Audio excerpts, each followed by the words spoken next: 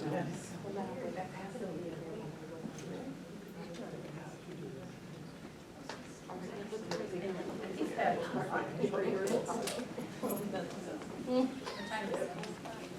on the nose.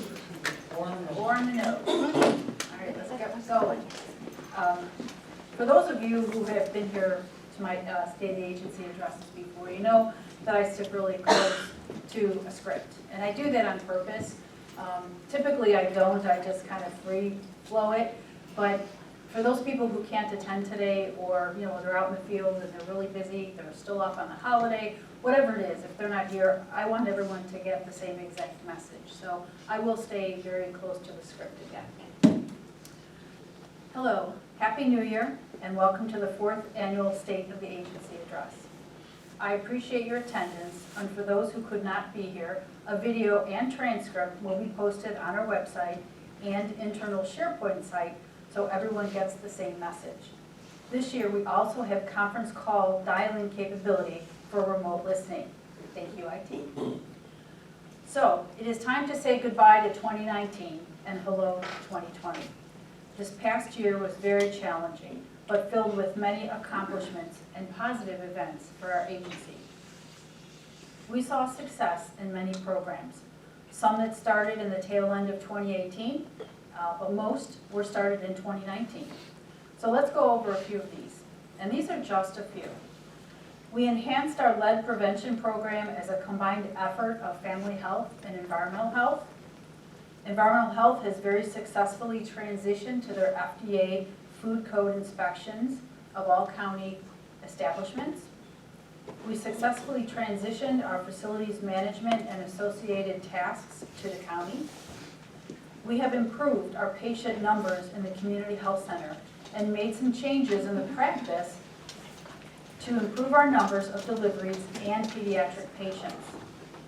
The mobile crisis response in behavioral health continues to see a steady increase, and we added 2 additional staff and 1 additional management position to that program. Environmental health were the boots on the ground for IDPH support for educating those in the University Park area affected by the lead poisoning issue. The PrEP clinic, which is a combined effort of family health and the community health center, provided HIV vaccine to 75 people. We now have a medication-assisted treatment program in the community health center for patients with substance use disorders.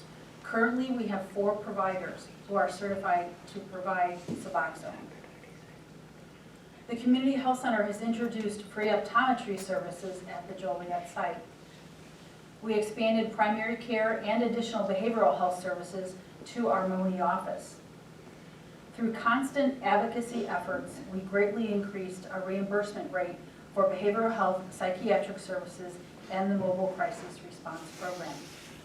Environmental health worked in conjunction with US EPA for a major response and remediation effort at a site in the county. That's still ongoing. The Adolescent Health Grant staff in Family Health Services and the Community Health Center collaborated to develop a youth-friendly health center and will receive youth-friendly certification shortly.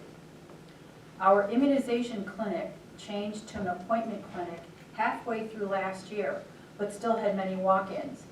In 2019, most clients had appointments, and those that walked in were given appointments. This summer, our busiest season had no waiting lines. And in September of 2019, we immunized 398 people, a 100% increase from 2018, and on an appointment basis. No long lines. ITT initiated teams within the agency. They're updating our website, which is still ongoing, and they play a major role in us getting into our building very shortly. We completed the total remodel of our North Branch office, and we have 2 new Board of Health members, one who has decades of experience in advocacy for behavioral health, and one that has decades of experience as a first responder. So those are just a few of the things that we've done, in addition to our regular daily work.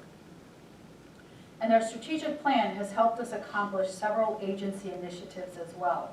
I would like to give a special thank you to those who participate on all the strategic planning action teams. The extra time you give to improve our organization is very much appreciated. Organizations cannot be successful without people that care about their workplace, want to help improve it, and understand it's just not leadership's role. So thank you. The Workforce Development Group. We now have a standardized onboarding tool that is being used for all new employees. It will be a concerted effort between the employee, human resources, the immediate supervisor, and the division director. We also tested and purchased a subscription to Quick Help, an online training program for all staff. It was obvious that additional training technology training was necessary, so this program will very adequately fit this need.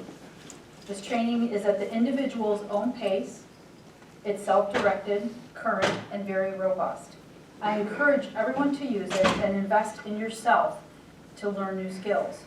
Gone are the days when we hire a facilitator to come in for 2 days and walk us through training. With how quickly technology changes, that is no longer a viable option. The internal and external communication team produced an all-agency resource guide that lists and explains details about every program our agency offers. This was a huge undertaking and something that was never done, ever before. We are working on a distribution plan now. That's this right here. Look how little that is. It's beautiful. It has all of our programs in it. We're going to get it out over the next couple of months, and every one of you will have access to it. It's on our website as we speak. Looks like this. It's just wonderful. So thank you for everyone who worked on that. The data, internal and external communication team, the other thing that they're doing is using division diplomats, and that's been very successful as well. I have received so much great feedback on that one particular initiative. The data and the communication team, although some efforts of this have been sidetracked by the building preparation, they are working on completing an inventory of all available agency data, developing a data warehouse to share this data with our partners for their use as well as ours. The sustainability group has developed a sustainability framework and tool which they will apply to assess our organization's programmatic sustainability. And finally, transition to the new building. Finalizing the planning for the physical move to our new building is what we're working on right now. This team also worked on the development of our logo, and currently we are creating or revising policies and procedures as they relate to the new building. For example, employee parking lot, card access and key policy, things that we don't have right now. As you know, the strategic plan is a 5-year plan, and we have ample time to complete the rest of the initiatives. I'm very confident we will be able to complete all initiatives within the planned time frame. Approximately every quarter, I provide an update to our Board of Health on the plan, and they are very happy with our progress thus far. So let's talk about the new building. I'll provide you with an update. This time last year, we were just starting the bus shuttle. The building pad had not even been poured, and the bid packets for construction were just being let. Last year, I suggested we all keep our eye on the prize, and now you can actually see what that prize is. The building will be completed, and we will be in mid to end March. We are working on the logistics of the move and the next phase of the parking plan. As we make decisions we need to share, we will do that, so please be sure to keep up with your emails. At this point, you should be almost complete with cleaning out your offices and arranging what you will be moving. Please do not bring unnecessary items or old files you do not need to the new building. We will be renting moving boxes, not to mention the additional time it will take to move it. We are moving approximately 140 staff, so extra boxes and extra time will add up. We have been holding weekly move meetings to maximize communication in preparation of the move. If you need clarification on anything or have questions as we go through this phase, please see your division head. We will be circulating details about the move to our public health partners, our vendors, and visitors as appropriate. Also, please heed all instructions on signage or conveyed to you in person. We want the move to be as safe and efficient as possible, and situations and instructions may change abruptly. Every year, I share with you the status of our finances and our budget. Fiscal year 2019 is still ongoing for accounting purposes, but we will continue to pay some 2019 bills and receive 2019 revenue for several weeks. As of the end of November, we had collected 98% of our revenue and spent only 91% of our allotted budget. For fiscal year 2020, our budget is $30,132,866, which is an average of increase of about 6% from last year. We will receive the same $10 million in levy from the county, and we were successful in increasing some additional user fees. We will receive some increased reimbursement rates for certain services, and we were successful in the awarding of additional grant money in the amount of $687,000, most of which is from the Community Health Center. Continuing with our centralizing services theme, we consolidated facilities management staff and services with the county, providing over $560,000 worth in savings to our budget.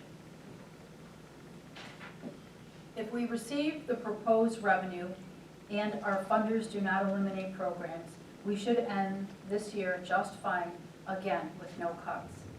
Remember, approximately 85% of our expenses is all salary and benefits. That means that we spend only about 15%, or roughly $4.5 million on everything else. We continue to explore ways to spend less, streamline processes to become more efficient, and to improve our revenue collection. We should see an improvement in our heating and cooling bills once we are in the new building, but of course we had to budget for multiple months of operating in two buildings, but I still think we'll see an overall savings. I'd like to highlight just some of the initiatives we are working on for this coming year. Of course, we will continue working on our strategic plan initiatives. We're going to move in our new building. We're going to monitor our budget very closely. We're going to continue and refine our initiatives on onboarding, technology training, and policy development. And one thing that is very dear to my heart and that I will try to do very hard is to create more of a presence in our community with visits to local government offices, other social service organizations, our public health partners, and legislators. Everyone, please remember our core values of integrity, respect, professionalism, quality, and dedication. I'm going to repeat what I said last year and what I said the year before. What do the core values mean for you and me? It means that we are building a better place to work, a place where our clients, customers, and patients want to come. It means that we are incorporating into our work life, some of the positive values we hold in our personal lives. It means that we show respect to each other, our clients, patients, customers, vendors, other county personnel, and everyone we encounter. It means that we act with integrity in all we do, that we're truthful, upright, and reliable. It means that we act in a professional manner, always, with each other and with everyone we encounter. We all represent this agency, and you represent each other, so represent each other well. It also means that we dedicate our 7.5 hours per day to our clients, patients, customers, and the residents of Will County. We hold a job in local government at a local health department, and we provide many necessary services for our community. Dedication to services results in great services. It means that, and lastly, it means that for the services we provide, we will try our best that they be of the highest quality. My hope is that you see value to all this and help me help you make this an even better place to work. I once again thank our Board of Health for all their support and guidance. The agency is fortunate to have a dedicated group of professionals working with us and caring about what we do every day.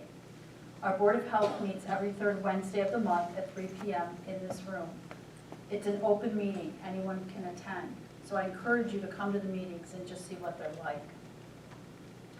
Thank you, staff, for all the work that you do. We all have the opportunity to contribute to the success of this organization, and I hope you believe that, because I do, and I know that you can all help with this organization. Thank you, managers, for your constant contribution of time and extra efforts. It is noticed and appreciated as well. And everyone, please hold yourself accountable to uphold our core values and to provide the best services we can to the people that need them. Thank you for your attendance today, and I look forward to another wonderful year. Next year, I will see you all in the new multi-purpose room in our new building. Are there any questions for me? Yes, I Mary? just have a point of clarification. Yes. The HIV prevention, it's not a vaccine, it's a daily pill that someone takes. Thank you. It's a prophylaxis. Yes, Thank you. Not a vaccine yet. not yet. Not yet. So maybe next time. Thank you for the clarification. Anyone else? Oh, there are no shy people in this room. I know every single one of you in this room. If you have a question, really, it's fine. Can I make a comment? Certainly. Okay. Just want to thank you. This has been, you've been amazing at what you've been doing with this big transition, so, yeah. Thank you. Put your boots on and roll up your sleeves, because in several weeks, we're gonna have to hit it, guys. But we'll get it done. I have no doubt we'll get it done. Okay, if there are any other questions, I'll let you go. It's Friday.